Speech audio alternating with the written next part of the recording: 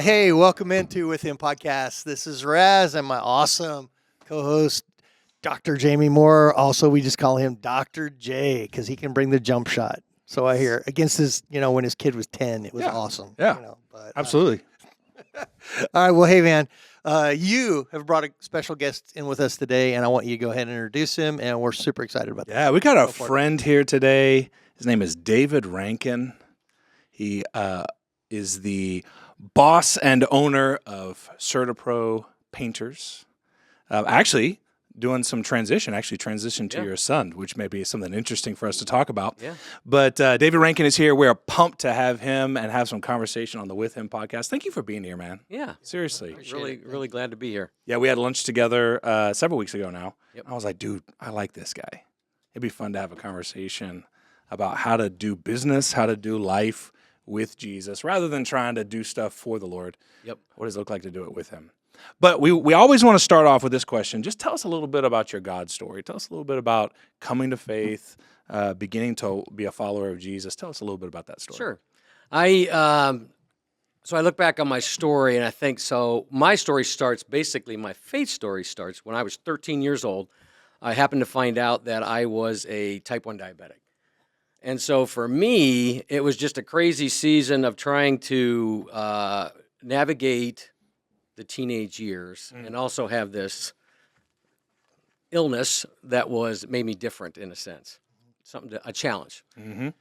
Through that, I was going to a church at that time in my life, but it wasn't really, there was no relationship, but I was going pretty much because my parents dragged me there. And so, but through this though, with the diabetes, and anyone who has a chronic illness would probably be able to relate to this, is that there really is no one to blame. When you have an illness that is, there's no one to blame on this thing. So for me in my life, I blamed God.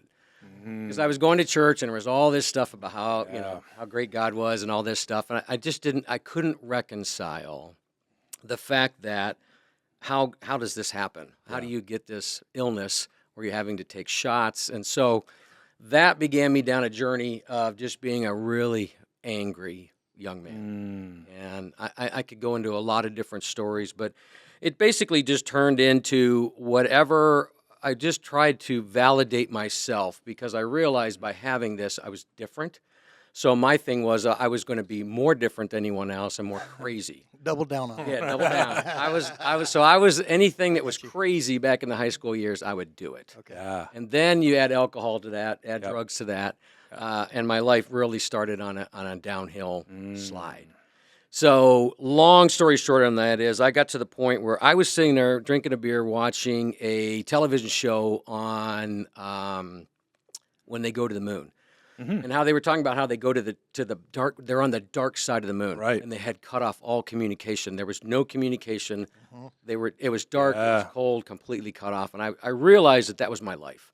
I just was in a place where I was cut off. How old were you when this happened? So I found out when I was diabetic when I was 13, and this was when I was 26. Wow. Right. When I went, finally, I just tapped out. And I said, I can't do this anymore. I thought I was going to be dead by the time I was 30. It wasn't happening, so I thought, okay, I probably should do something. Something. I'm still alive. Yeah, I'm still alive. It's not happening. So I went into a rehab facility. And at that time, I just wanted to get some help. I wanted to stop doing all the different things that I was doing in my life. So I went into rehab. And to this day, so I went in and there was a gentleman, I don't remember his name, but I think it was Bob, takes us into a room about this size, and we're doing a meditation. And I always try not to get emotional when I tell the story, but so we're doing this meditation, and I go in. Oh, the other part I left out on all this is I end up being an atheist. Because you were angry at God. Angry, So it's like, don't believe it. Yep. And not only just an atheist, but angry and outspoken towards him. Yep. There's just I let him know even though I didn't believe in him, I sure let him know how I felt about him. Yeah. And it was graphic. Leave it at that. Yeah. So I had a lot of scenes where I'd let him know exactly where he stood in my life. So I'm angry. I'm an atheist. I go into an alcohol facility, drug and alcohol facility. I'm doing this meditation, and in this meditation, he's leading us through an encounter with Jesus.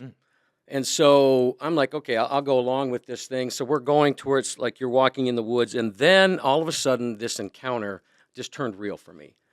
All I can say is that Jesus showed up. Wow. And so Tell us about it. What happened? yeah, We love these stories. He's there. So we're walking through the woods, and he said, okay, you came to a clearing, and it's a very safe place. And this happened to be the farm that I grew up on. Mm-hmm. And I walk out in this safe place, and he said, okay, Jesus is there with you. And all of a sudden, Jesus is standing there with me. And he's looking at me, and I was just looking at him, and he says to me, what do you want? Whoa. And I said, forgiveness. Wow. And I just started to weep. Wow. And I'm actually weeping. And it's not in the... Yeah. And so he begins to weep with me. Mm. Oh my gosh. And comes up and he embraces me and hugs me, and so anyway, turned around, walked away together, and that's been my life since that moment. I'm just sold out for Jesus. He is.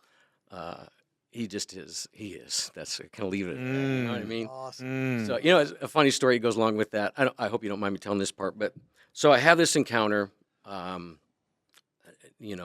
so I come out and I go to a local church, and he's like, oh, do you want to become a believer? And I was like, oh, sure. Jesus said this, or who? No. Who says? Now, The pastor.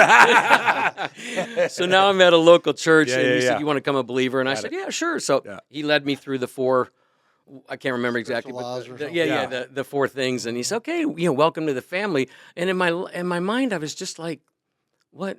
I didn't really get why that made me. I didn't really have a problem with it. Right. Yeah. I thought I was, when he came and met me, and Yeah. I had a live encounter with this living Christ. Right. I'm in the club now. Right. You know what I mean? Right. So that began an interesting journey with Yeah. me in church and the kingdom, and trying to figure that out. Yeah. Right. Absolutely. Which is kind of my faith story from there. Here's one for me. It's so interesting that the first thing, it sounds like almost like quickly out of your mouth, is forgiveness. Yeah. I mean, what a strange thing to say. Yeah. I mean, it's so crazy how I think people think that they're their own whatever, right? And I think that sin weighs on us so much, and we get tired of ourselves, eventually. And it feels like that's where you're at. But what a crazy thing. I don't think I've ever heard anybody really kind of say that when they've encountered Jesus in that way, to just say, forgiveness. Do you remember the motivation there? Because to hear your story up to that point, I would have thought. Yeah. I thought the story was going to go like this. He said, what do you want? And then that you would ask something like, well, I want to know if you're real or not, because you were an atheist. Right. Or I want to know why you didn't heal me of diabetes. Yeah. I mean, these are That's great. When you're telling the story, I'm thinking to myself, okay, what's he going to ask him?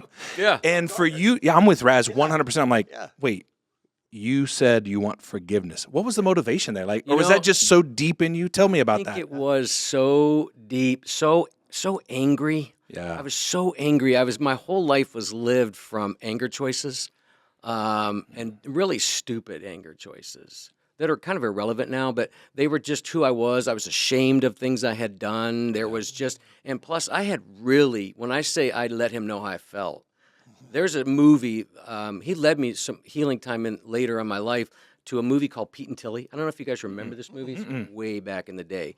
But one of her children dies or something. And she goes in this scene, she's in the backyard, and I've never seen the movie, but the Lord led me to this movie. And I turn it on YouTube, and I find the scene. And she's in the backyard, and she is letting him have it. F-bombs and, and all this stuff. And I had done that in my life, so I was really ashamed of that. And so anyway, when it was just, it wasn't even a thought. Like you said, he asked me, what do you want? And it was just forgiveness. And you know what's really cool about that testimony is that I've met people that really still, they're believers and they struggle with being forgiven. Yeah. That and it's really common, but for me and my particular story, I've never struggled with. Yeah. I feel like David, he would screw up, and then he would say, "But the Lord loves me. I'm His favorite," and that's part of that reconciliation. That day reconciled all that for me. And That's beautiful. Thank you for sharing that. yeah. It's interesting because the scriptures do teach that there is something where we know of the glory of God. We may reject him, we may be turning away from him, but I think deep down we experience that sense of like, I need to be forgiven. I need something to solve what's going on in my life. And we turn to all kinds of different things. And it sounds like, you met Jesus face to face. Yeah. And your heart cry,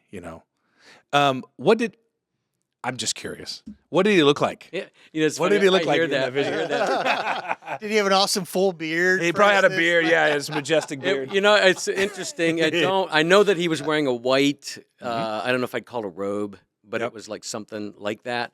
But he did have long hair. Yep. And I think he was my Jesus kind of thing. Because when I think about what he probably really looked like, Right. but he did have the long hair. I don't remember a beard, Right. But it was more just his face. Yeah.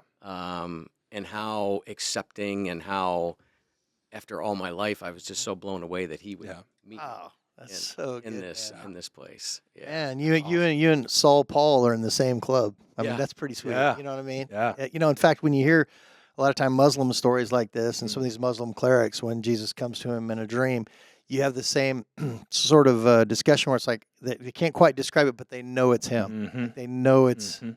Yeah. It's like even Saul says, like, "Who are you, Lord?" Who are you? Like you get a sense that I think that's the power of him being, like you say, like God in it. He is in us. We are made in his image, and there's something there that when someone discovers him face to face, even if he hasn't said who he is, you're like, oh, I know who I saw, I know who I met. Yeah. It's just That's one of those so moments. good, man. And I love that. I don't know how you could not come out So of that good. forever. Yeah. Forever his. You know what I mean? And I really appreciate what you added there because, part of this podcast, we're both pastors at a local church. And part of this podcast is us really having this dialogue about there's things that we do for Jesus. We might even tell somebody, here's the Romans road. Here's 4 steps to faith. We're doing like these formulas. But the truth of the matter is we're pointing people to a person named Jesus. And so when you describe this story of like, and this is a well-meaning pastor, Oh, yeah. hey, I'm not hating, but there is something to, you can lead people to the concept of Jesus, to the theological belief about Jesus, but there's another thing to actually encounter him Yes.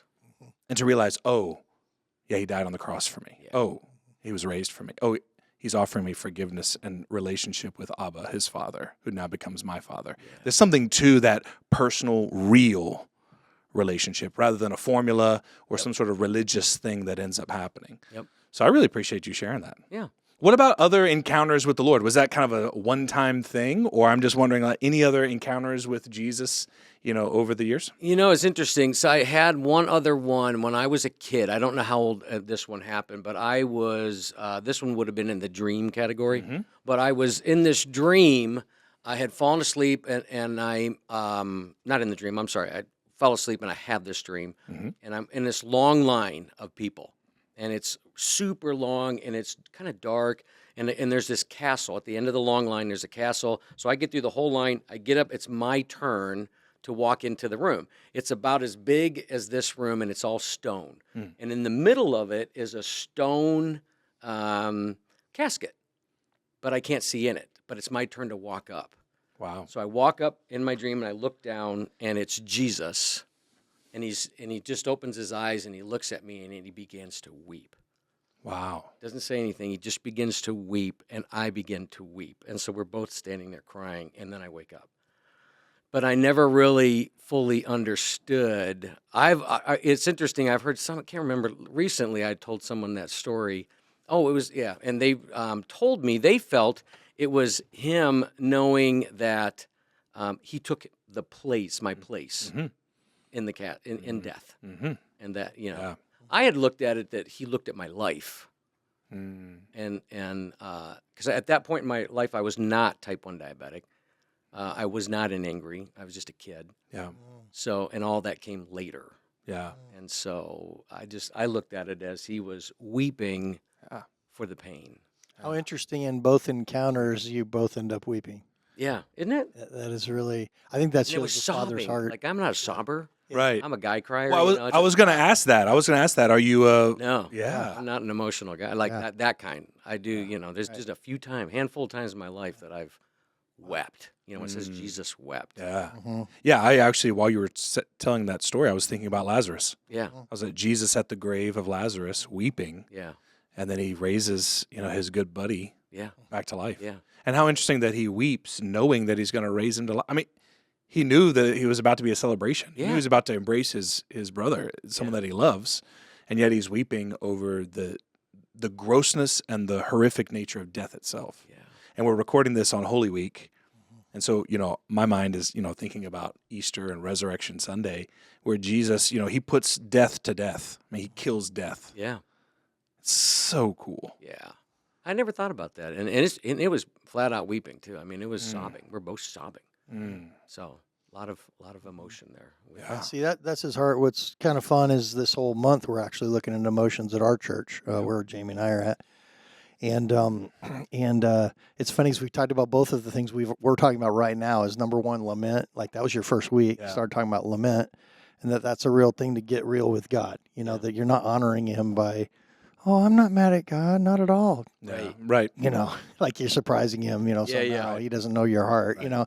And that's really powerful. But I think in a weird way, I know that you probably didn't feel this way, but I think in a weird way, some of your screaming and yelling and shouting, it wasn't, he's a big boy. He could take that. And that's even part of that process, I think, somehow in there of like, wherever Jesus was going to meet you, it almost sounds like there's sort of a bookend, like here toward the beginning before all this happens. Maybe he's weeping because he's going to see what his son's going to be going through and the pain he's going to be going through. You have kids, I have kids, I have grandkids.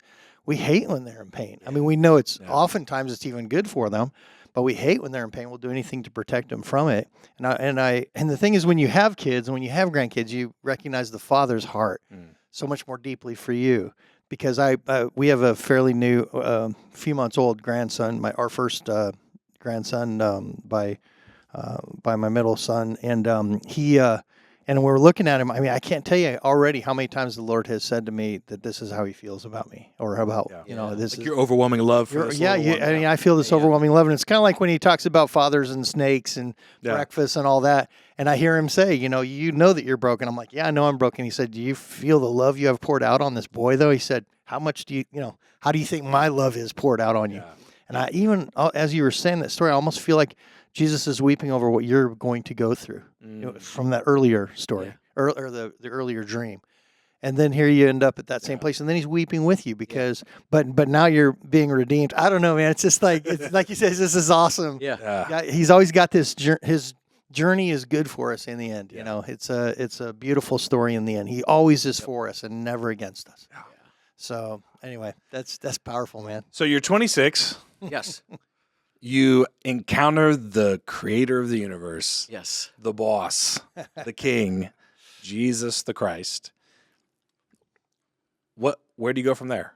What happens? You're 26, you've had this encounter. I know you said you went to this church. I'm like, oh, okay. But what goes on from there? Tell us. It's interesting. So I just started, I didn't know really what to do. There were no directions, right? No manual. So I just started going to church.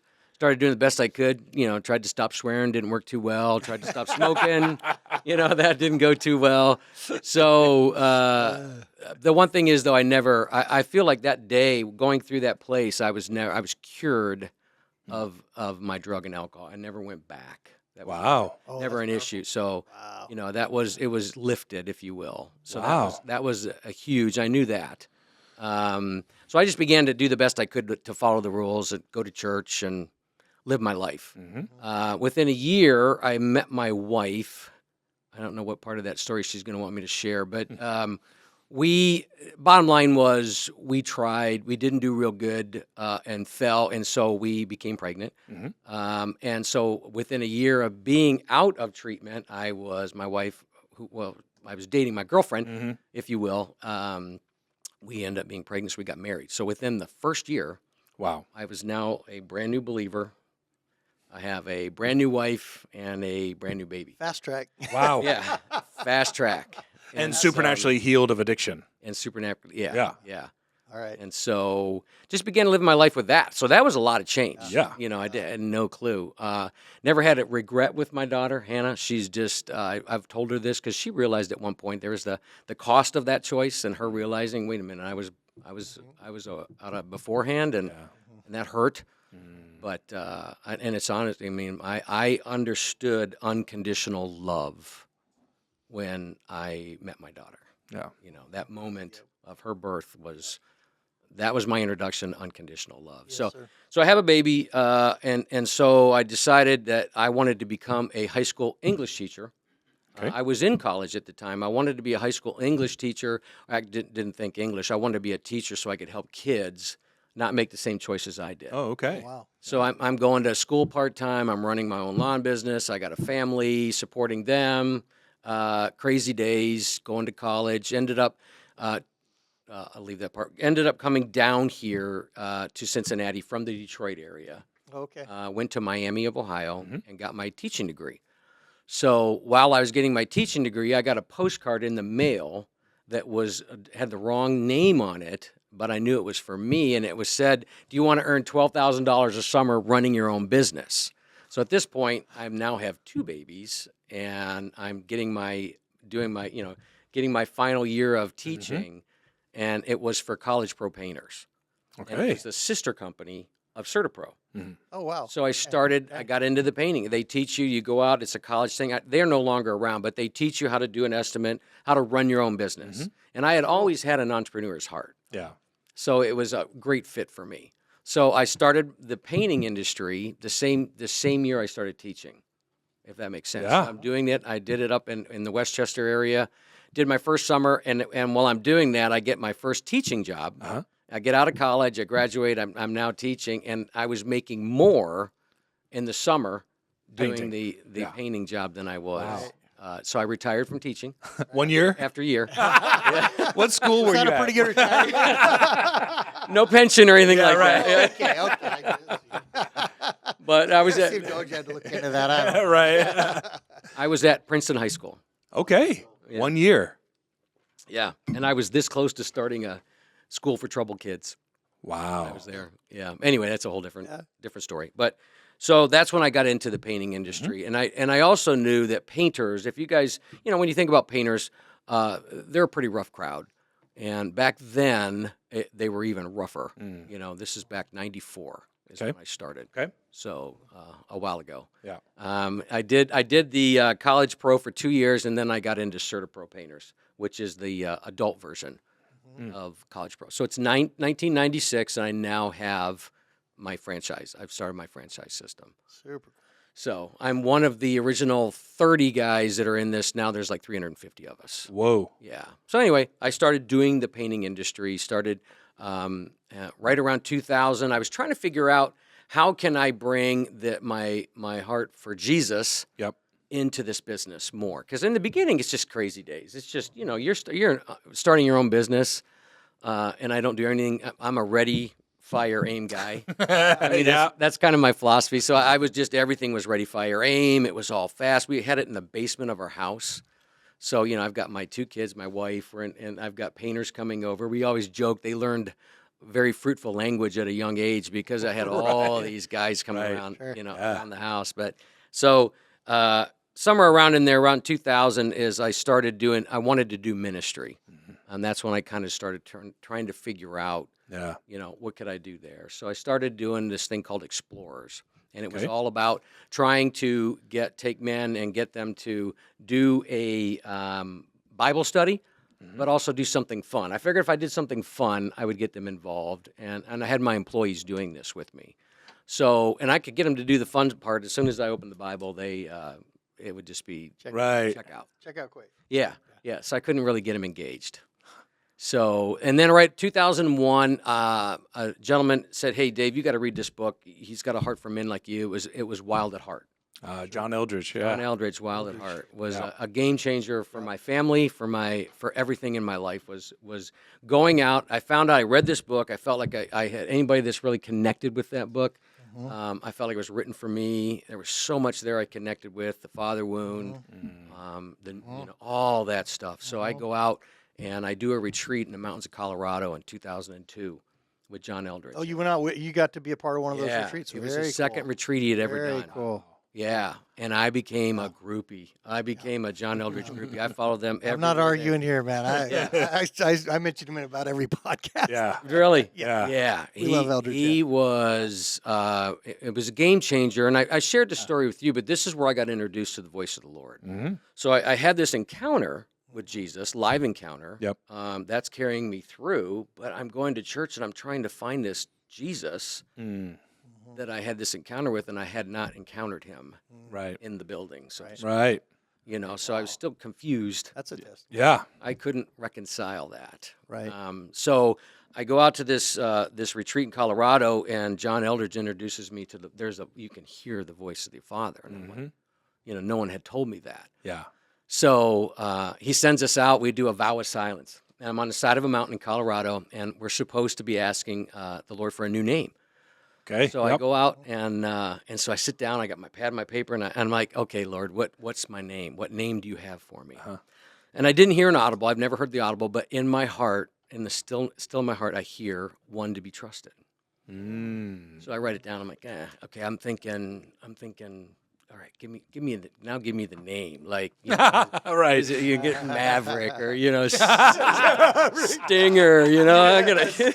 The Rock. I got to get a better name. Sly. So really, that's how it went down too. I wrote down one to be trusted, but I wasn't real excited about that. I was just like, oh, okay. So I do my vow. I brought that home, and very long story short, we began to live. I introduced my children to the voice of the Lord. I began to, everything I did and still do to this day is tied to the voice of the Lord. Yeah. I believe if anybody ever asks me what's the key, it's his voice. Yeah. Period. Amen. I feel like if you have to have that. I can't imagine doing life without doing it with him and hearing it from him. But really cool side story. So about 9 months later, I go out to a conference, and this little girl sits down, and she looks like a very pretty version of the lead singer from Guns N' Roses. She's got the bandana on, and her name's Jody. And she plops down. She's like, I just heard from the Lord divine revelation. I'm like, oh, cool. And she said, the Lord is going to reveal to you secrets about people's lives, secrets that no one else knows because he trusts you. Oh my gosh. And it was like this light bulb of, Yeah. oh man. So I began to wear that name with honor. Yeah. That I'm one to be trusted by God. Which sounds very kind of arrogant to say, but it's just that's the name I was given, and that's who I am. Right. So that was my original first name that I ever received, was one to be trusted. And At this point, is it better than Maverick? oh yeah,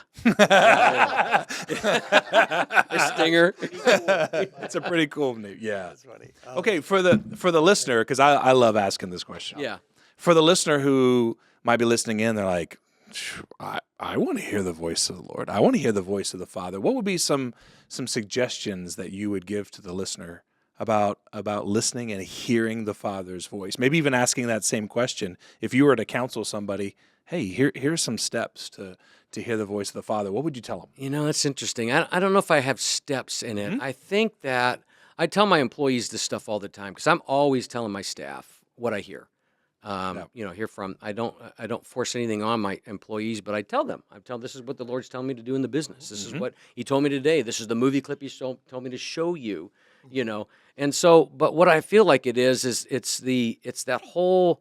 The great picture of it is like if you're in a room, a crowded room with a lot of people talking, and you guys are both married. Your wife begins to speak. You know the voice. Yeah. Right.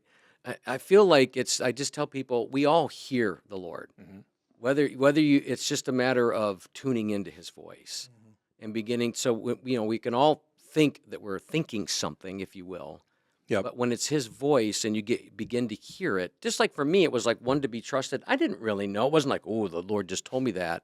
It was more of I heard it, but then it was affirmed. And so it's a process. I guess my answer is it's a process. That's good. Because you begin to listen, you begin to take note. Like right now, what I'm doing a lot of is prayer journaling. I journal out my stuff. Yep. And then I ask Jesus, what do you think about this? And then He gives me His perspective. Yep. And it's always so much That's better. good right there. Oh, So so much I better mean, that's than a great. That's a great Practical. practical Yeah. tool right there Yeah. that someone could do. And I'd just write it suggest doing down. That. Yep. Just write it down, because it really you'll be amazed, because you'll go back and read it and go, holy cow, Yep. that applies. Yep. You know, this is pretty cool stuff. So it's just tuning in, and then as you do it and you do more of it, just like as you met your wife, you wouldn't be able to pick out her voice in the room, but over time, Yeah. your kids, your children, you get used to it. You get used to that voice. You do know it's him. Yeah.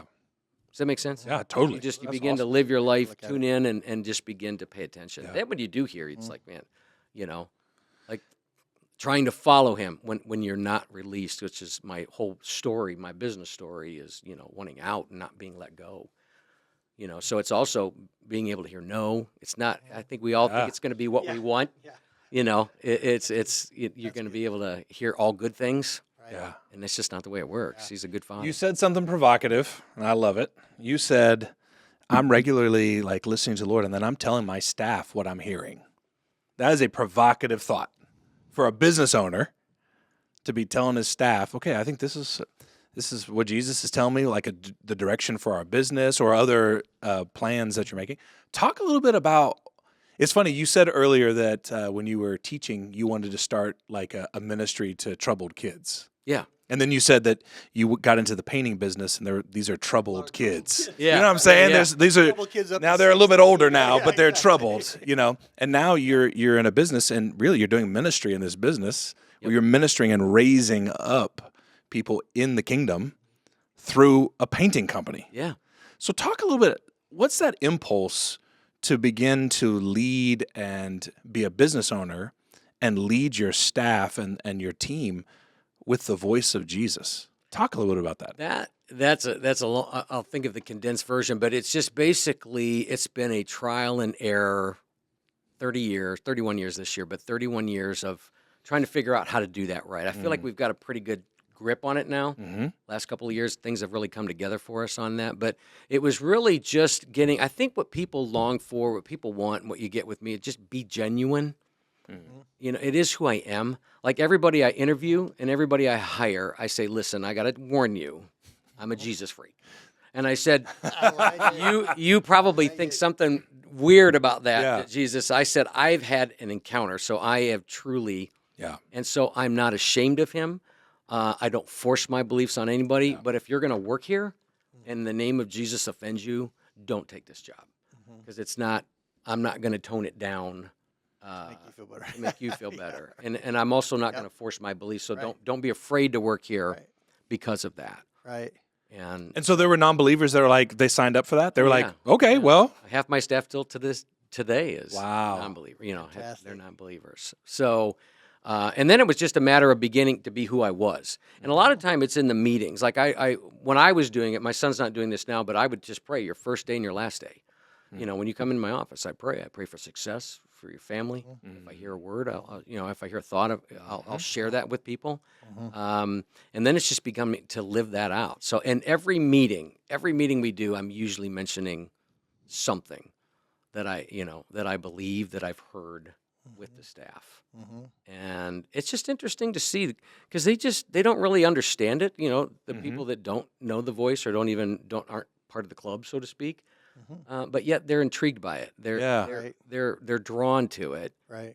And it's just always been fascinating to me that when you share, because when it's his words, he tells me to share something, it resonates.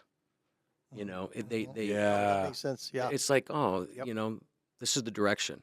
Now, don't get me wrong. I'm also an entrepreneur and crazy. We go in a lot of different directions. Yeah. I don't give the Lord credit for all that, but I just share what I'm told. I share movie clips. And the really cool part about this, the legacy thing is, so you had mentioned my son now is, this is a little bit later in the story. Yeah. But the last couple of years, he's taken over the reins of the business because I've been asking God to let me out of this business for a long time, but finally he did after it was time. Yeah. And so my son's taking the reins, and I'm sitting here in these company meetings, and I'm watching him, and he's up there, and he's leading, saying, "This is what I heard from the Lord today." So good. This is what. good. Yeah, I tell you what, it just gets me. It's like this is what the Lord told me. Here's a movie clip the Lord gave me, and it's That just does the Father's heart. the legacy has passed on. That's good, man. And my son-in-law, who's in the company, is the same way. They follow the voice of the Lord. They lead their families that way, and so that's a cool testimony of what's happening. So let's back it up, because you said, you're starting to find a rhythm here, but you implied that it wasn't going so great at the beginning. No, yeah. I would love I love all the success stuff, but sometimes we actually learn the most from the really rough stuff. Talk a little bit about business. Yeah. I got a lot of bad stuff. So it was interesting, the thing about when you first begin you had asked me about hearing the voice of the Lord. So I start walking with the Lord. It's not all. You have to learn to tune into the voice, because there's the flesh, right? There's our desires and want. There's the enemy, the world, and then there's God. So you have a lot of different voices, and they all sound pretty darn close. Yeah. So I began to run my business. It was about 2005 is when I began to call it a Biznistry. Okay. The Lord told me, so the real short version of after Eldridge, most of the people I know can't afford to go to Colorado up in the mountains and do retreats. So I actually memorized John Eldridge's retreats, and my wife and I began to do them here in Cincinnati. And we had hundreds of people go through them. They were huge. I would just sit up front. I had my notes. I would tell my stories. Wherever John's story was, I would tell my version of that story. And it was called Fight for the Freedom Weekend. And it was very successful in the sense of, but it was all drawing in from the church, and I knew my audience was outside. I just knew that. It wasn't nothing against that. There's great ministries for the church, but I knew that my heart was for the lost, and getting to the people outside the church. So that's when I combined. The Lord told me, take everything you've learned the last 3 years doing these retreats, take it into the business world, and apply it to your business. So I kind of thought, okay, I got a blank check from God here. He's my co-signer. Whatever I do, it's golden blessed, and we're going to just rock and roll this thing. So I had sold part of my business off. I bought it back from the guy who was running it into the ground. I now have my full business again, and I'm doing Biznistry. Okay. I'm going to start, just take Cincinnati by storm. So this is 05. And then by 08, I was so deeply in debt. It was in 08 when the crisis hit. Right. I was massively in debt because of decisions I was making, because a kingdom business doesn't lay people off. A kingdom business, if this person is in this seat or this position and they're not the right position, you continue to work with them. You don't release them into another place. So I was doing all these things for the kingdom, and I was not running my business the right way, so I got massively in debt. And then 08 hits, and the business drops 40%. So I was now, and I called the next season of my life the Adullam years. Was when David was running cave to cave from Saul. So I met in I don't remember when it was, but sometime in that time frame, about 08, 09, I met with a bankruptcy attorney. And they said, "Oh, you're a prime candidate. Go ahead, file bankruptcy, walk away. You'll be clean, start over." And I prayed about it. And I just felt like the Lord said, "That's not your testimony." Wow. And there's no judgment. I understand that happens. But He just said, "That's not your testimony." So I just started a long, long journey of paying off debt. And it's really interesting. My daughter was running the company for me at that time. So she was, the way I ran my company, the way I got all this debt was, you can get credit cards. Back then, I don't know if they still do this, but back then you can get $30,000, $50,000 credit cards. So I had all these credit cards that were maxed out, and I was late on one payment. And back then the rule was, if you're late on one, they sweep you to 30% interest. So all of the credit cards got swept to 30% interest. So I was massively in debt, and I was enslaved by this debt. And all I could do is pay the interest off.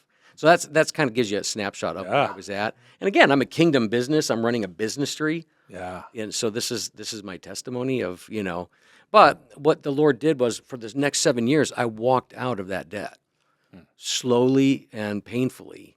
Paid every nickel of it off.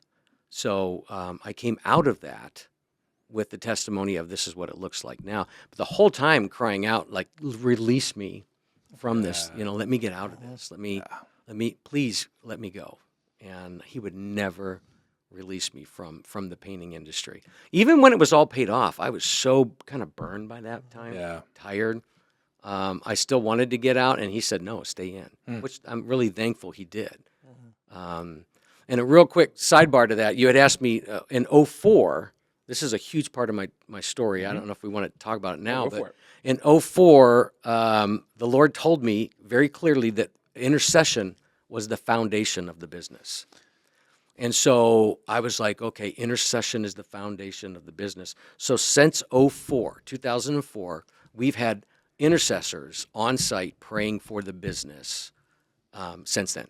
And it's been weekly. Right now it's every other week, but for years it was every week on site intercessors praying for the business, 3 people. And I paid them to come and pray for the business. And so, and if you think about the timing of that, this is '04. This is before I started the Biznistry. He knew what was coming down the road, what was, and through that all, there were people praying. And I believe fully that the only reason the business is today is because of the intercession as the foundation. That people were praying for the business, for my family, for our hearts, for everything that was going on, for staff. So we've had people praying in the business for all that time. I have so many questions about that. Might be. I don't know if you want to go there now. Yes, I have so many questions. I'm thinking if I'm you and I hear the phrase from the Lord, intercession is the foundation of your business, and then you were just like, so I just hired intercessors. Explain what you were thinking when you hear that, because I've never even heard of anybody paying to have intercessors pray for their business. I never even heard of it. Yeah. How did you come from, I'm hearing this phrase, intercession must be the foundation of your business, to, well, the logical conclusion is I should hire intercessors to come and pray.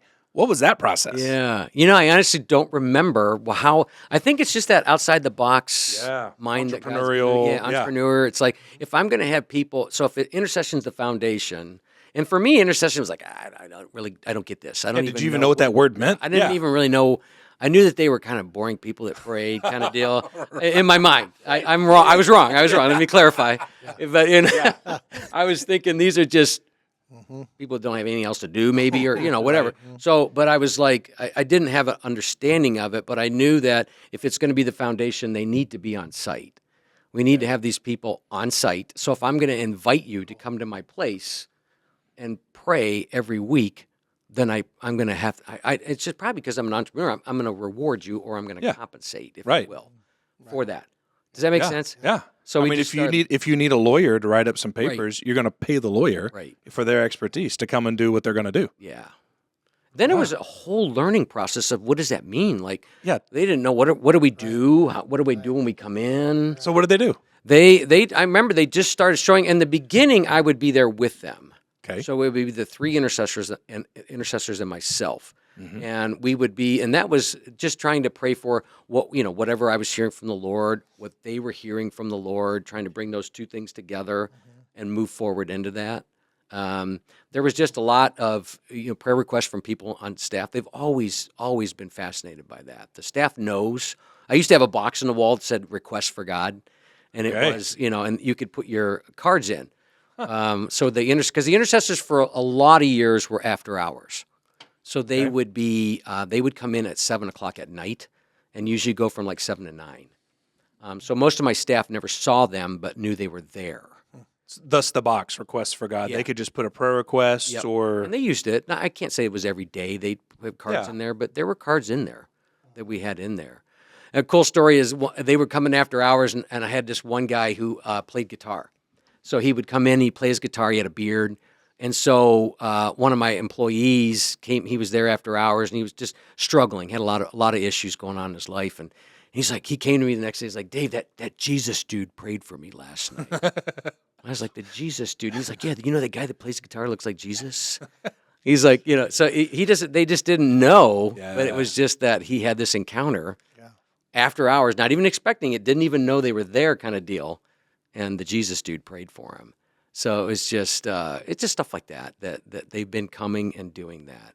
But it was really Wild West. We didn't know. Like, I had to learn boundaries. Like, some people would say, hey, I'm just, I'm an intercessor. I pray when I feel led. And it was like, it didn't work for me. I was like, oh, that's great, but these are the boundaries. I had to learn boundaries. Yeah. And corral. Intercessors are just like prophetic people. You got to corral them. They're like cats. You can't. They just don't cooperate all the time. Often they're the same. Yeah. Prophetic and Yeah. intercessors. Then it's just like a really bad cat. Yeah. Oh, gee. Mess it up. Yeah, I know. Your wife is one of those. I know.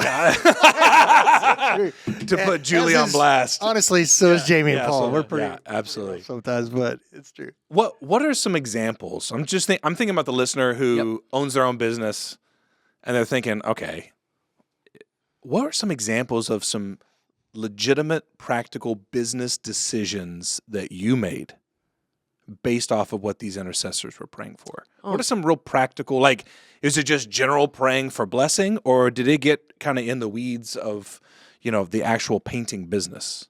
I can't say that I've ever had them. They don't get in the weeds of business plans. They get more. A great example of the last few years. So the painting workforce has changed a lot. What used to be Caucasian smokers and drinkers when I first started has turned into Latinos is the workforce. And so I had a new team of intercessors. A young lady came in, Allison, and she was on the way in. She didn't know anything about the business, didn't know anything about the workforce. And she said, I heard the word pastor. I don't speak Spanish. So and she said, I keep hearing this word pastor, that you are a pastor to your painters. And so it was, and we really realized at that point that this was the next season of the business, because we had been pouring into the staff, our staff of 15, and now we were talking about going to the next level of bringing the kingdom, because I'd like to talk a little bit about that, but what does it look like to bring the kingdom? That's the mandate of our business right now. We want to bring the kingdom. So what does that look like? So it was to take it to the painters, and 100% of my workforce is Latino.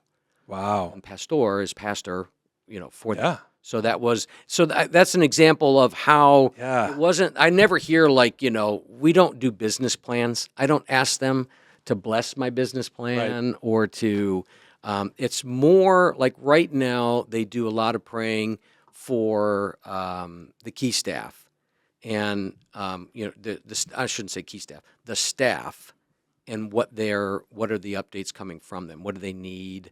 Great examples. We had a family that was trying to have a baby. They couldn't, so they were doing, getting medical things to help along with that. And they all have their first baby today.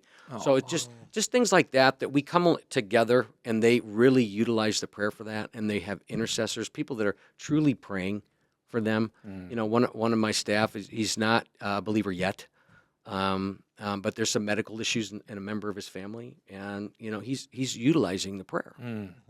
So it's more but we don't, to answer your question, it's not like, I wouldn't say it's business plan, but it's more just understanding, what's really cool. I was just another example is though, when they would come at night, and I really liked this season, they would journal their notes and have pictures. One guy would sketch. It was actually Rusty. And he would sketch his pictures of what he was seeing, and it was always tied into the business. So there was always a theme. It was always, connected in with the intercessors, but it was never anything in specific. Yeah, it sounds kind of like, what's interesting is, and this happens, I think, all the time when the Holy Spirit is speaking to us, is it caused really kind of that aha kind of a shift. By her just saying the word pastor, it sort of changed the way you're thinking about it as well. You're like, oh, well, this kind of, almost it can make something kind of obvious, like, oh, okay, yeah, of course.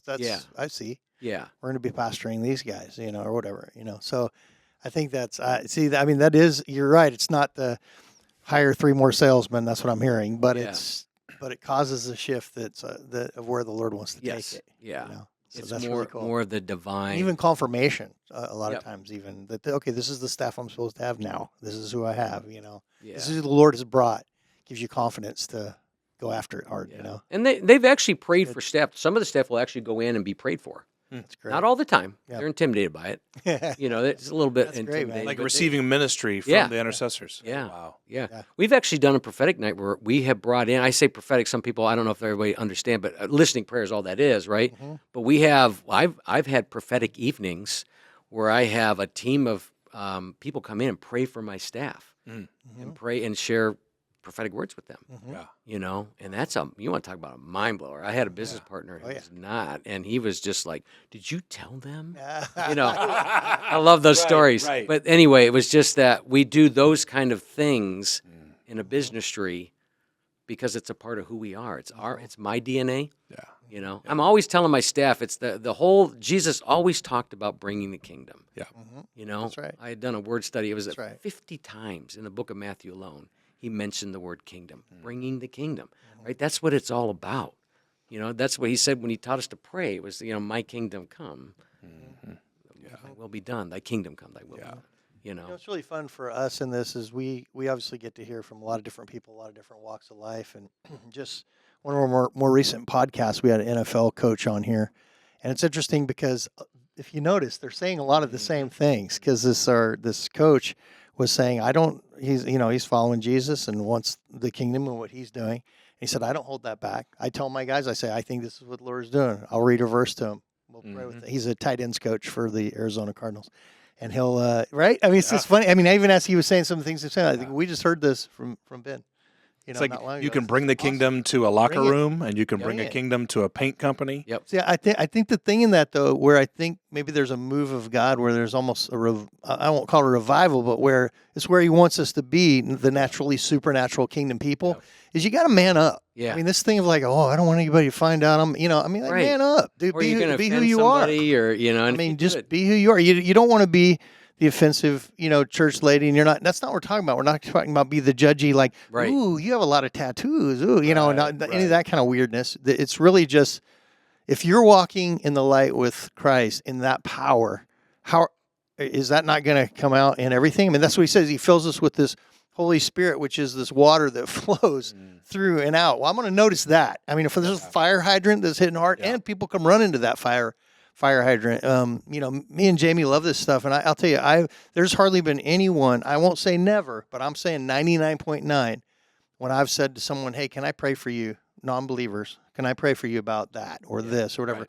They say yes, and when we're done, they're crying. Yeah. I mean, like 99% of the time, or they're like, "Wow, thank you, that was so They so just felt cool." loved that somebody would even loved. pray for them. Yeah. Yeah, so I love your stories. Because what I'm hearing is a courage to just be who Christ has made you to be. So my encouragement, for our listeners and those looking in, is do that wherever you're at. I'm talking to high school kids, man. Let's go. If you're going after Jesus, let's go. That your buddies need Jesus. Your sisters need Jesus.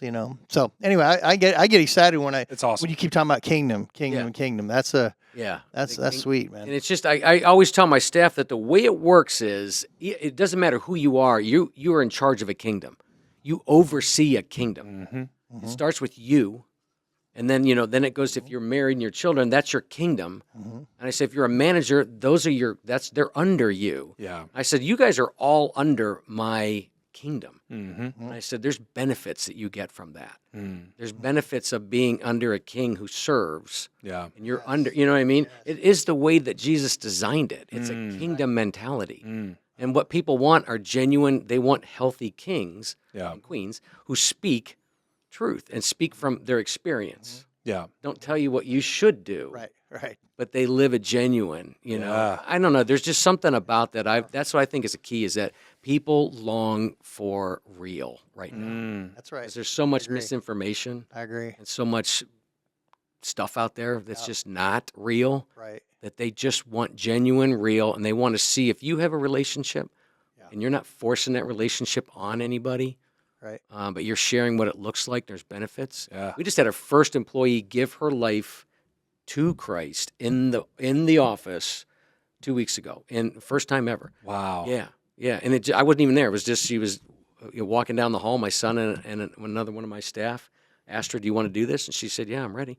Wow. She did. That's great, man. And it was just like, man, that's and that's crazy that stuff Yeah. is happening, And so anyway, it's good stuff. It's good fruit. Don't you see, David? Don't you think people they're drawn to it? They were drawn to Jesus. I mean, truly, Jesus' Spirit. Remember, hear me. I'm not talking about religion. I'm talking about being connected to the Holy One, the beautiful one, whose love is complete and precious and Yeah. sees value in every single person, no matter where they're at in their walk or whatever, but people are drawn to it, Yep. man. I love that so We much. started 2 years ago. We hired a business coach to come in. Okay. And this business coach, we just needed to get some structure. The way that our company was structured was I was at the top and I had 15 direct reports. And it was just kind of an unhealthy model. So we wanted someone to help us get lieutenants, bring up the people from below, so to speak. So I had to do the day. I knew I was coming in for this all-day meeting, and they wanted to know what our purpose was and our pinnacle. Okay. And so they explained what that meant, and so I was sitting there doing my God time, and I was reading when Jesus in Matthew 16 says that I'm going to build it says in the Bible, it says church, but it's ecclesia. Yep. Right. Yep. And so, and I've done a lot of word studies. I've studied a lot of ecclesia, what that meant. Mm-hmm. So I was thinking about if that's what Jesus was talking about, is building his ecclesia. Ecclesia was, the term that they would have understood back then. Mm-hmm. And that term it was basically, when Rome would conquer territory, they would send in the ecclesia, and the ecclesia would make it like Rome. Mm-hmm. They would take it, make it feel, taste, everything would be, maintain the culture, but make it. So I felt like Jesus was saying, what I want you to do is go into the world and make it, bring the kingdom. Let them decide, but bring the kingdom. Does that make sense? Yeah. So I felt really strong that this is what that was all about. Then I had done this word study and said, he says this 50 times about bringing the kingdom. The kingdom of God's among, it's here. Mm-hmm. So I went into this meeting and this. How'd the consultant handle that? Well, it was interesting. She's not a believer. Mm-hmm. She was raised all over the world, so she believes in there's a lot of different paths to get there, kind of thing. And I said, okay, I feel like our purpose. I know what our purpose is. Our purpose is to bring the kingdom.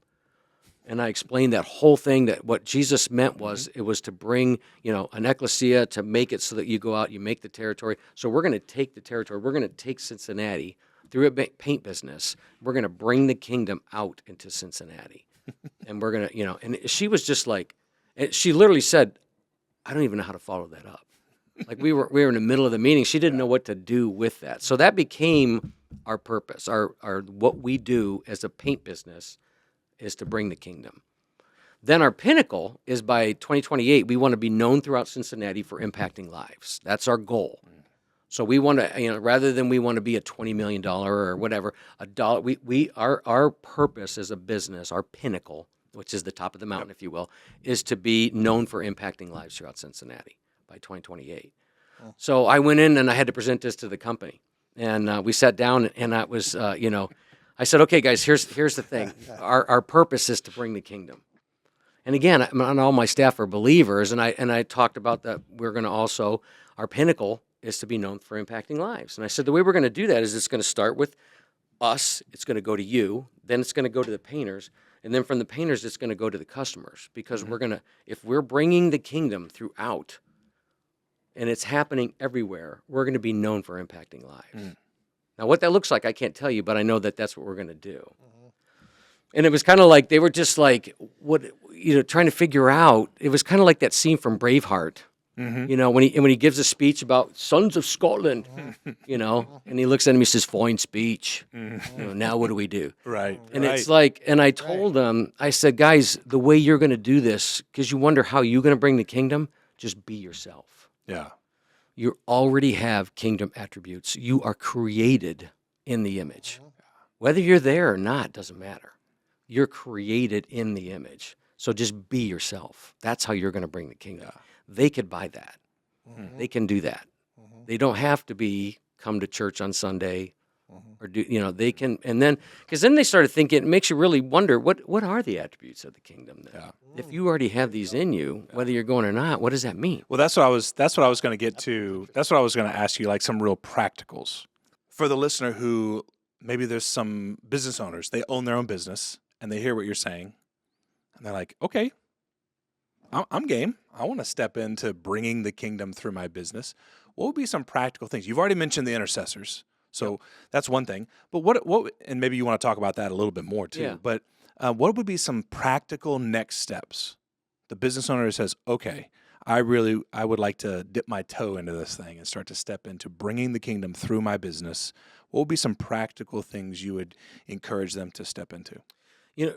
I would say, as far as just a quick sidebar on the intercession, I think it's important that one could be intimidating to a business owner to try to figure that out. When I say I compensate, I hope it's okay to mention, but what we particularly pay our intercessors is $250 a month. Okay. We pay them every 3 months. We have 3 people on site, so we're looking at obviously $750 a month. Yep. But that's what we pay. There's not a set standard. Yeah, There's yeah, not yeah. an intercessor. There's not like an intercessor intercessor union. Exactly. There's no union out here walking around. Oh no, we don't do it for us. They get breaks and coffee and all this. It's Well, I was going to ask, but I'm glad that you went ahead and said it. Okay, so this is 1 hour a week. I'm just thinking, the nitty gritty practicals. Yes. 1 hour a week. That's what I think people need to understand. They come in right now on site. for us. It's on site. It's 3 people. They come in on Tuesdays. Right now, it's every other Tuesday because it's our busy season for the painting industry. So they come in and it's they get there at 10 and leave it around roughly at 11.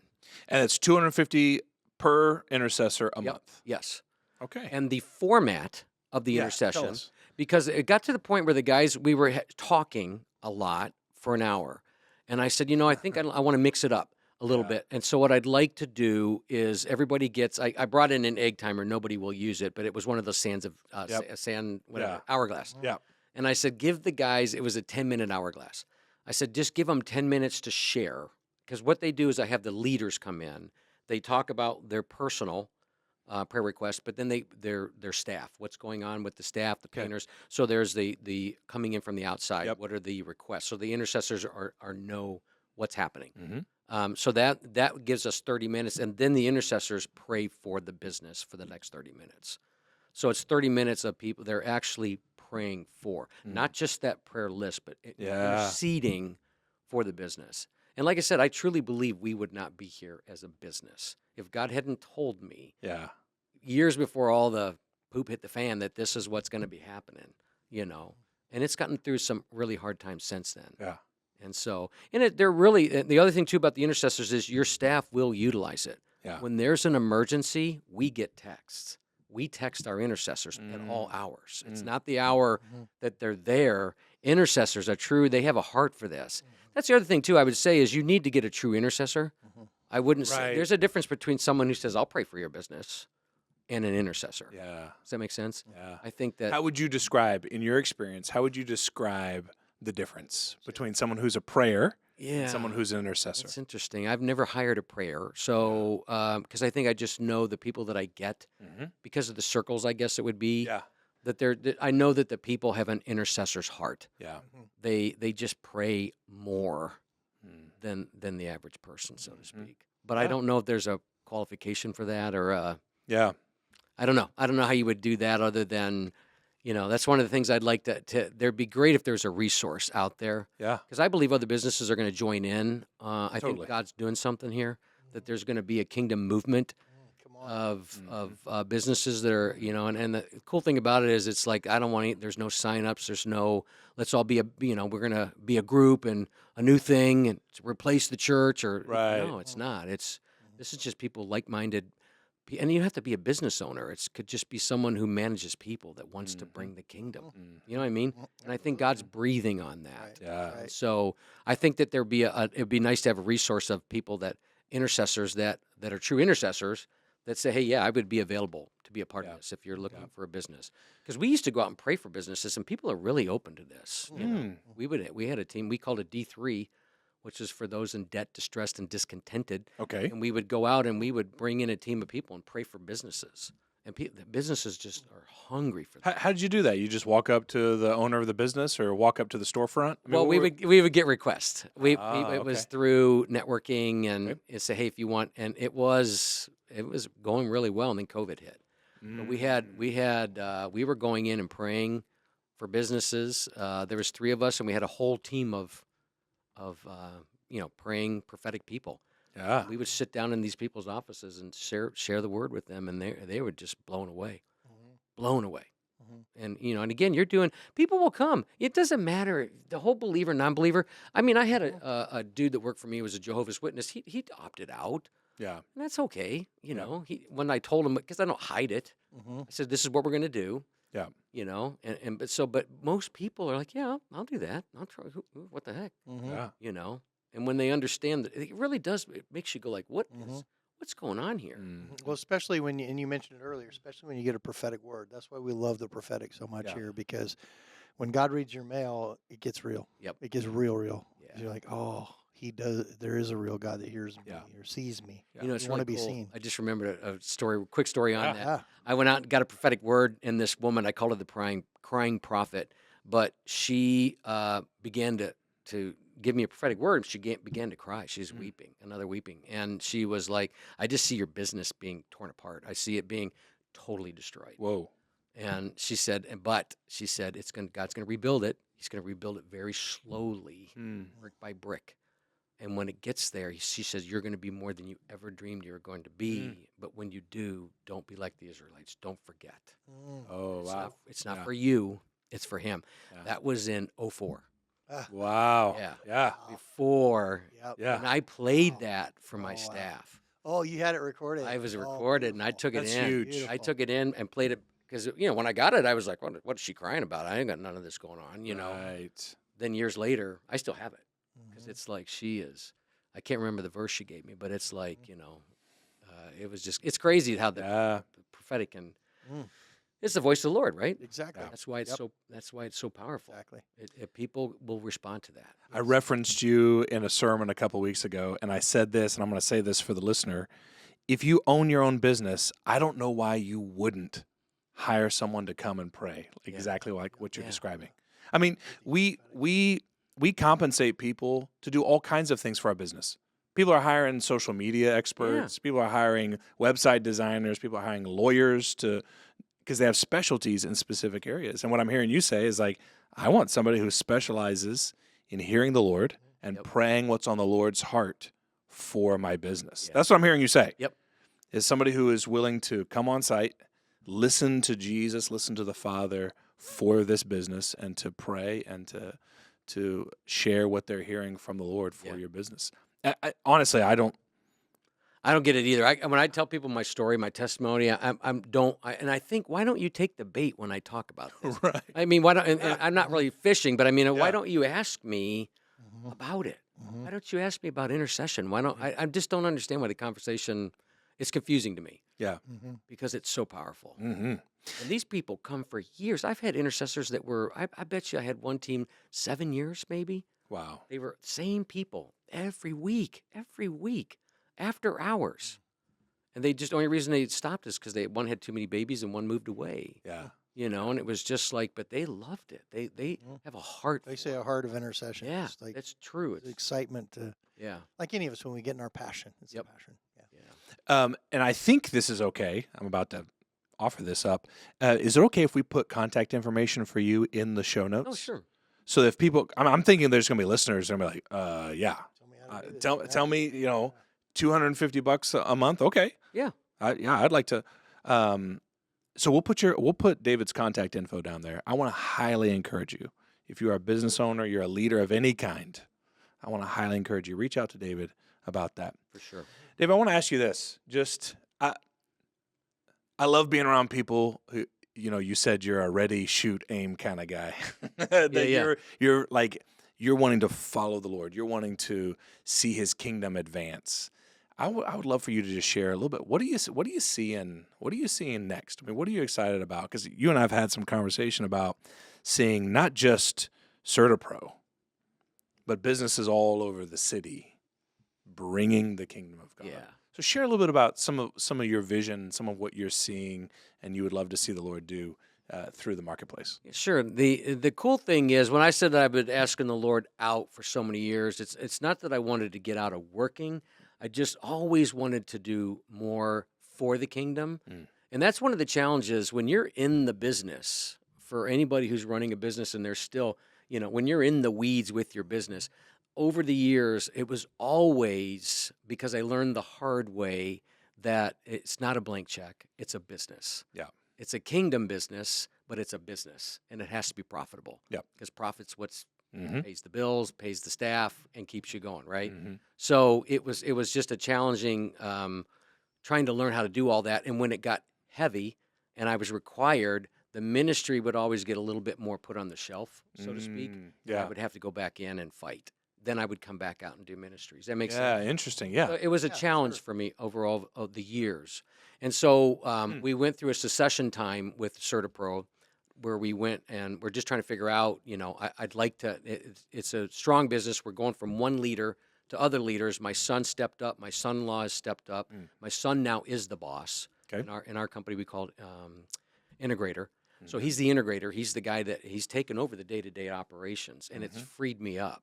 So now I get to decide what I want to do. Yeah. And he said, Dad, I understand now because he's in the same place. Yeah. He's got to Those go weeks. in. Yeah. He's going out and doing buddy bids. He's spending time with the crews. My son-in-law is doing the same thing. My son-in-law loves the painters. He loves them. I mean, he's bringing the kingdom to the guy. Wishes he was Latino, but I mean, he's just like he's amazing with all that. But my season right now is I really feel like God said, it's interesting. It's like I was watching the David series on. Not to give a plug for that or anything, but I was just watching that series, and it's about a young guy, David. Here I am. I'm 63 years old, and I'm thinking, can I still be? Do I still have that? Right? Can I still offer at 63, or are you looking for the young signups now? Kind of deal. And I got a really cool journal time with the Lord on that, but it's like, man, you have no idea. Yeah. You're just getting started. Right. Kind of deal. Yep. So it's like, so I feel like that's the season I'm entering into is how can I come alongside other businesses and help them in this? Yeah. Because I feel like we came together as a group. I don't remember if I told you this story or not, but so at the end of last year, my wife and I, we just sometimes we'll give our tithe out to other. It doesn't always just go to the church; it goes to where we're feeling led. Yep. So we went out and we just tithed to like 8 different 501c3s.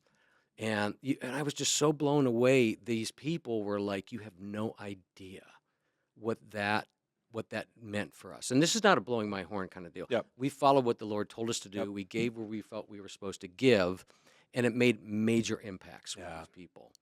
And I started thinking about it, and I thought, imagine if a business was to support a 501c3. And I pitched this to my company. I said, what if I brought you 6 different 501c3s. I gave you a plug, and you guys decide which one you want to support, and we support them financially, and also we just come alongside them. Whatever they might need, we come alongside them.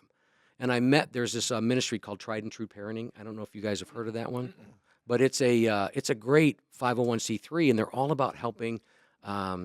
It's Chad Powers and Jen Powers. Oh, I know Chad and Jen. Yeah. Oh, cool. So they, but anyway, it's their whole thing is helping parents. In today's world, it's so needed. Yep. And so it's just, so anyway, the thing was, what if we were to come alongside these business? And I said, guys, if we want to be known for impacting lives throughout Cincinnati, we can't be a single business. It can't be just one with us and our painters. I said, if that's all it is, that's good enough. If that's all that if that's what happens, I'm okay with that. But I said, imagine if we went out and said, now that I have time, and you guys are now in the weeds, and I'm outside the weeds. Imagine if we had started with, like, let's say 3 businesses, and by the end of 2028, we have 50 businesses. And these 50 businesses are all bringing the kingdom. And they are now supporting 501c3s. Every single one of them is supporting a 501c3, and they are bringing the kingdom. I said, now we have an army, and now we have an ecclesia, and now we see Cincinnati being changed because it's going to happen outside. Yeah. We're not all going to come to a place, Right. We're going to go out and do it, and it's going to be through the marketplace. Mm-hmm. And then we get churches that come alongside that and support that and support these business owners as they do this. I get fired up because I just believe this is what God's just breathing on this thing. Yeah. It's got to be bigger. It's got to be Right. outside the walls. Yeah, that's you're talking multiplication there. That's not Yes. addition. Yeah, That's multiplication. When you keep networking out like that. So I believe that's the next season. There's that verse about the strand of 3 is a cord of 3 is not easily broken. Yeah. So what I'm doing right now is just I told my staff they all have they're called rocks. They have their commitments of what they're going to do in the next quarter. My commitment is to find 2 other businesses to join us. So we're going to have 2 businesses join, and we're going to just start doing this together. I can share what I've learned, what I've done wrong, what's not worked when bringing the kingdom in business, what hasn't worked with the intercession. But if we just got the people to say, hey, I'm interested. There's no fees. There's no, we're not doing anything to become something. It's just we want to bring the kingdom, have a heart for that, and sharing it. I think there's other people are going to join in. Totally. the cool thing is I'm not worried about it. It's Right. I just heard a song from Corey Asbury. Where he does something about the horse. The jockey runs for winning. The horse just races for fun. And I Right. just feel like that's the season. It's like there's no pressure on this thing to be something. Yeah. That's what makes it cool. Go ahead. I was say, have you found your two businesses No, at this point? I just kind of get started on Okay, that. got you. Okay, Yeah. cool. I have Well, some maybe- people in mind. Yeah, and Okay. maybe the listeners, there'll be some listeners that are like, Yeah. I want to be Exactly. one of Exactly. these businesses. Yeah.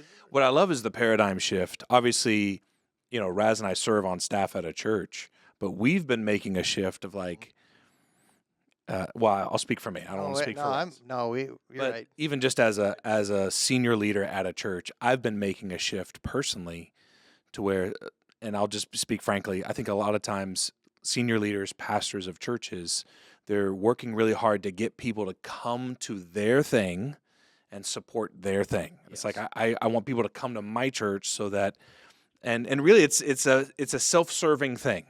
And I want to be careful here because Right. I love the church and I love the institutional church. So I want to be careful here. But a lot of times, even subconsciously, senior pastors and leaders, they're trying to get people to come to their church and do their thing. And I'm starting to realize, actually, if I, as a leader, am equipping and training everybody that's around me, Yep. whether they're part of my church or not, but if I'm training and equipping them to hear the voice of Jesus and follow him, then counterintuitively, my fruitfulness goes up. Yep. Because instead of asking people to come to me, I'm saying, here, let me teach you and equip you, and you go and bring the kingdom whatever you're doing, whether you're a business owner or a teacher, a stay-at-home mom, an artist, music, whatever. There's a multiplication Yep. of fruit there. Yep. And so I so appreciate that mindset that you have, that it's not an insular thing, but it's wanting to go out.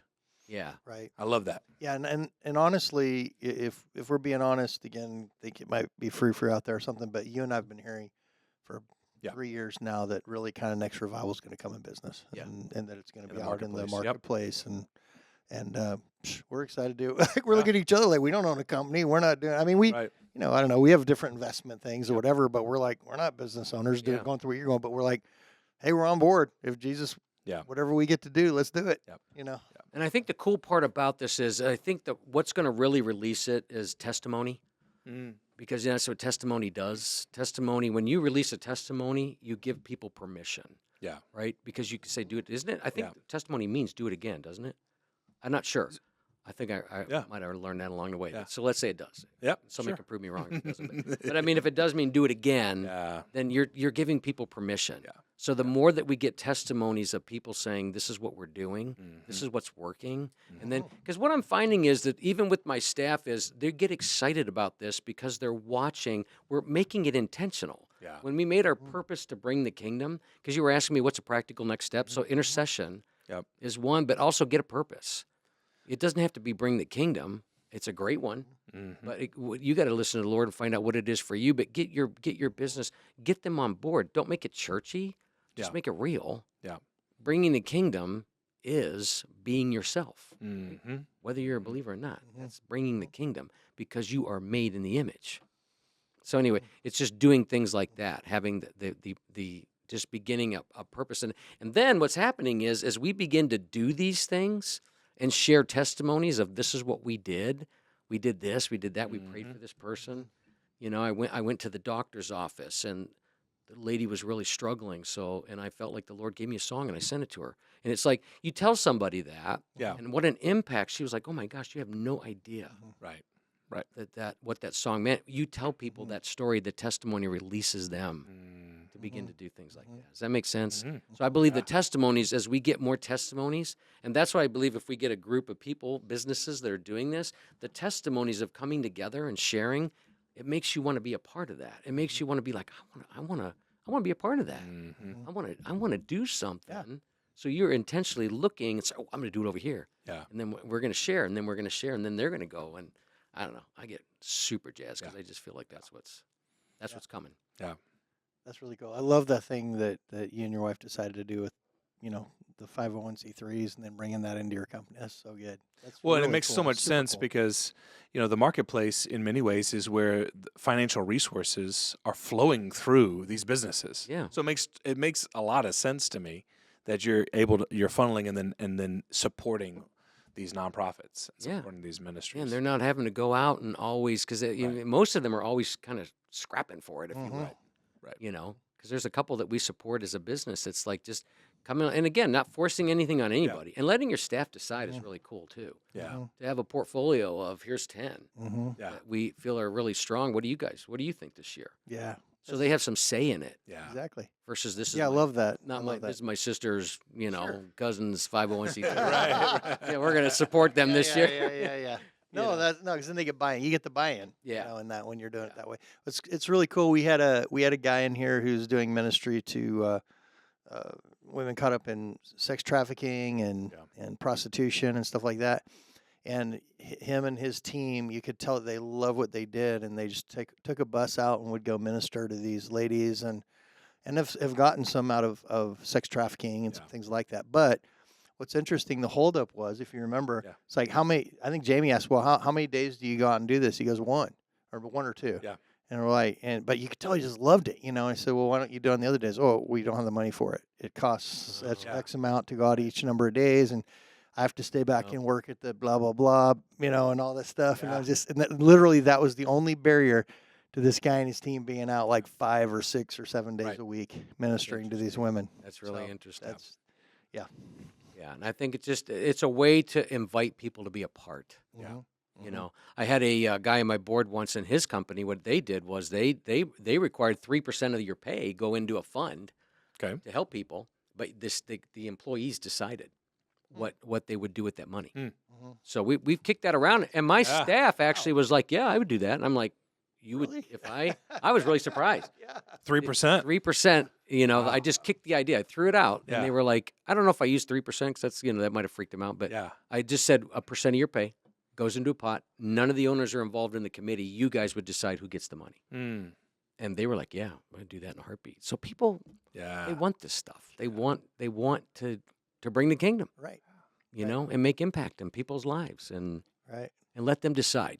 That's what the whole thing was, the ecclesia was let them decide. Bring the kingdom, on earth as it is in heaven. Let Cincinnati become a whole different place. And people will make their own decisions. You don't need to fight about my way is right, your way's wrong. My guy's right, yours is wrong. You know what I mean? All this stuff that the enemy's got all of us fighting about. Let God sort it out. That's what we need. And not to preach, but I feel like that's it's not about that. A kingdom business has nothing to do with that. Telling people what they should be or who they should be. It's letting them decide because you put them in the presence of God. Yeah. It's going to happen. Yeah. So. Dude, this has been so good.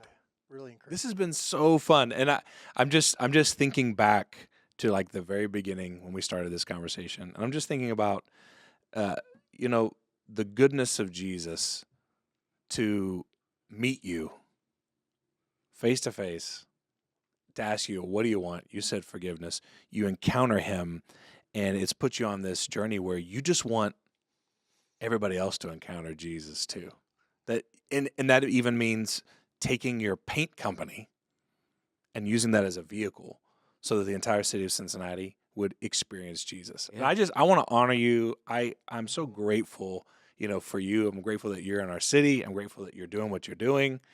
And I just want to honor you. I really, really thank you for meeting with us and talking with us. This was awesome. My pleasure. Yeah. My pleasure. Yeah. For sure. Is there anything else that's on your heart that you're like, man, I wish Jamie and Raz would have asked me this? And it's okay if there's nothing. But is there anything else? Let me check in my mind real quick to see if there's any word there, but no, I don't believe so. I think we had a great talk time. a lot. we get a lot of questions. Yeah. I give you the third Well, degree. I want to encourage the listener. Yeah. You may be a church leader listening to this, and I just want to say, consider the multiplication of impact, church leader, by leaning in to the business leaders, business owners that are believers, they're trying to follow Jesus, imagine this, church leader. Imagine if you leaned in on these business owners that are in your midst and you encouraged them, you prayed for them, you blessed them, and you began to think, what if I was able to encourage and equip them to bring the kingdom Monday to Saturday? And yes, we need people like in the nursery. Yeah, we need people like leading in worship. Yeah, I get it, church leader. But I just want to encourage you. Imagine the impact if you began to look out in your congregation and like, that lady right there, she owns this company. That guy right there, he's managing this entire team. If I equipped them to hear the voice of Jesus and to bring the kingdom, your impact is going to be multiplied. So I just want to encourage church leader, step into this space. Begin to ask the Lord, who has he put in your sphere of influence that you can begin to encourage? And then I wonder, any final words for the business owner that you would want to encourage the listener who's in the marketplace? Maybe they've got a team that you want to encourage them to bring the kingdom what they're doing. Yeah, I would definitely say same thing you were just saying. You don't wait for, if it doesn't happen at the church that you're attending or the place, don't wait. Reach out to me if you want other resources. Yeah. But I just feel like this is the time that's come. This time is here. So I would encourage people in the marketplace, whether you own a business or you manage people. Yeah. If you want to get around other people that are doing this, and just reach out, because awesome. I believe it's going to begin to happen. Yeah. And you're going to see a true movement of God. I love it. You don't have to advertise a fire, right? You just don't have to advertise. Yeah. That's good. And I just feel like that's what's going to begin to happen. People are going to begin to join, and a fire's going to happen, and it's going to take off. Yeah. And it's going to bring glory to God and expand the kingdom in Cincinnati. That's awesome. That's awesome. We were in this podcast. Would you be willing to just pray over our listeners and just pray and close us out, and then we'll finish up? Sure. Yeah. Well, Father, we just thank you. Thank you for this time. And just want to take a second and see if there's anything specific.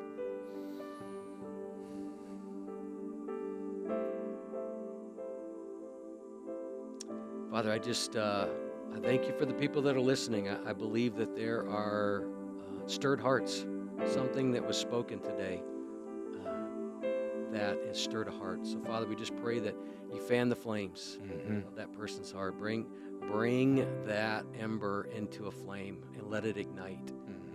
And let them take action. Father, I pray that you meet them in their dreams. Father, that you speak to them, even if they may not understand what that means, Father, that you speak so clearly that they begin to understand, that they do hear, that they're created in your image and they hear your voice.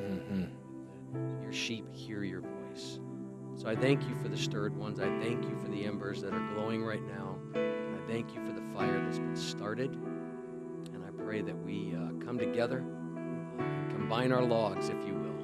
And Father, let's just let the fire of the kingdom come to Cincinnati and change, impact lives throughout the city. So we just love you, we praise you, and we look to you. May the glory be yours in Jesus' name. Amen. Amen. Well, that was awesome. That was so great. That was really good. Absolutely. We appreciate you so much. So, hey, we appreciate you guys out there listening in, looking in. And as usual, if you are loving this like we are, subscribe to it. I've subscribed to this podcast. But subscribe and send it on. Now, if you know a business owner, you're not one, but you're hearing this, you're like, man, my brother-in-law is a business owner. I should get this to him. Make sure you get it out to him. And we will definitely have all the information that you need from Dave. And we also want to thank our boy Mikey B for making us look really good. He's using the good filters to make me look beautiful today. So I appreciate that. And I had a birthday come and go, so, looking older. So making Mike's job harder, but we appreciate Mikey B. He does a lot for us. So we appreciate you guys looking in, and we especially thank you so much to Dave Rankin, our guest today. Yeah, man. Thank you. Yeah. Thank you. My pleasure. All right. See you guys. Bye. Peace. See you.